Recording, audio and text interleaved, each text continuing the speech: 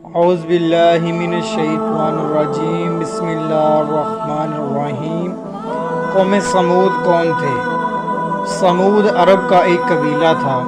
یہ لوگ سمود بن رام بن سام بن نوح علیہ السلام کی اولاد میں سے تھے، اور حجاز و شام کے درمیان سرزمین حجر میں رہتے تھے۔ کون سے نبی ان کی طرف بھیجے گئے؟ حضرت صالح علیہ السلام کو قوم سمود کی طرف بھیجا گیا۔ حضرت صالح علیہ السلام کے والد کا نام عبید بن اسف ہے۔ قوم سمود کا واقعہ۔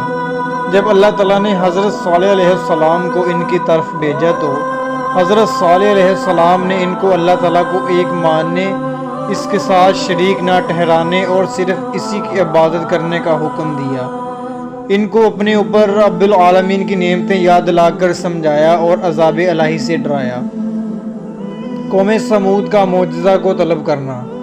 اس دعوت کے بعد قوم کے سردار جدہ بن عمرو نے عرض کی، اگر آپ سچے نبی ہیں تو پہاڑ کے اس پتھر سے فلاں فلاں صفات والی اونٹنی ظاہر کر دیں۔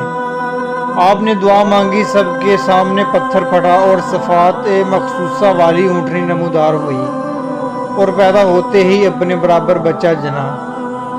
معجزہ دیکھ کر کون کون لوگ ایمان لائے؟ یہ معجزہ دیکھ کر جدہ تو اپنے خاص لوگوں کے ساتھ ایمان لے آیا، جبکہ باقی لوگ اپنے وعدے سے پھر گئے اور کفر پر قائم رہے۔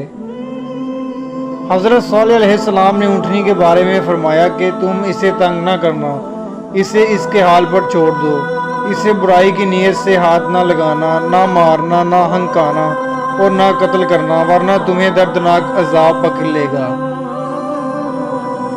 اس اونٹنی کی پیدائش سے حضرت صالح علیہ السلام کے کئی معجزات ظاہر ہوئے۔ وہ اونٹنی نہ کسی پیڑ میں، نہ حمل میں نہ رہی، بلکہ طریقہ عادہ کے خلاف پہاڑ کی ایک پتھر سے اس کی پیدائش ہوئی۔ یہ اونٹنی ایک دن سارا پانی پیتی اور دوسرے دن پورا قبضہ سمود پیتا۔ اس اونٹنی کے پینے کے دن اس کا دودھ دوہا جاتا تو وہ اتنا ہوتا کہ تمام قبیلے کو کافی ہوتا۔ اس کی باری کے دن تمام جانور پانی پینے سے باز رہتے۔ قوم سمود میں ایک صدوق نامی عورت تھی جو بڑی حسین اور مالدار تھی۔ اس کی لڑکیاں بھی بہت خوبصورت تھیں۔ اس نے مسدہ ابن دہر اور کدار بن سالف کو بلا کر کہا کہ اگر تم اونٹنی کو ذبح کر دو تو میری جس بیٹی سے چاہو نکاح کر لینا۔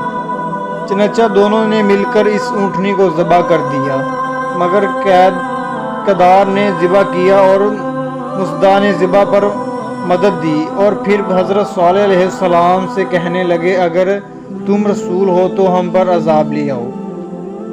انہوں نے بدھ کے دن اونٹنی کی کوٹھی کاٹی تھی۔